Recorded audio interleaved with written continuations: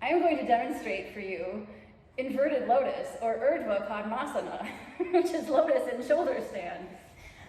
I'm going to start facing this way because I think getting this view makes sense for the first part of it, and then I'll turn sideways for the next part.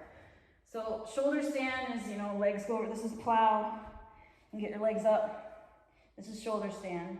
So do this lotus version only if you feel really comfortable in shoulder stand. You'll bend one knee towards you. I'm going to go this one. Take the outer edge of the foot to your thigh, and we need to try to get that pinky toe side of the foot to the hip crease, which I can't do without a little assistance, so I'll bend this knee, and then, like a violin, play my foot closer to the hip crease. So there's the start, and then this knee bends, and maybe you can get your foot over it without using your hands. You kind of walk your toe to heel over the knee. I am so close. I don't know if it's going to happen tonight. It might have if I kept trying, but I'm not going to. So if you're able to release an arm, go slow to grab the foot and pull it over right into that hip crease. And then just kind of get your bearings, wiggle around, reposition your shoulders. And then what I do is, to make it easier to keep the lotus tight, I flex my ankles and I kind of grip my thighs with my tops of my feet and my toes. One hand at a time goes to the knee, and then you're going to be balancing quite a bit on your shoulders. Go slow, and then you push the knees up.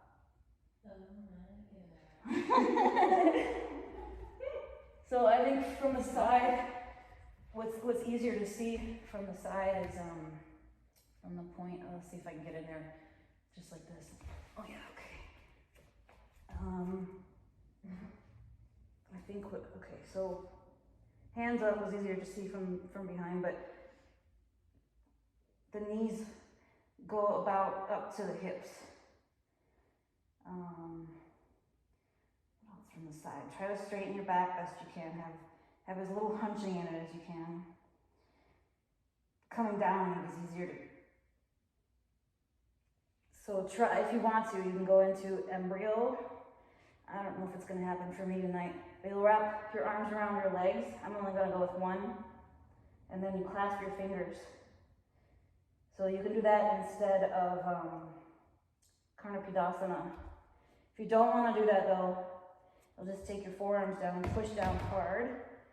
Thighs close to the belly, and try to roll down here. You'll be curving your back to go to the floor. And that's not all. Lower the legs down, and to replace fish, if you want to do it, is, I forgot what it's called. You lift up your chest, bring the crown of your head to the floor, and grab onto your toes. And this isn't even the full pose. The full pose, your arms are crossed behind your back and you're grabbing your toes, but I'm not doing that tonight.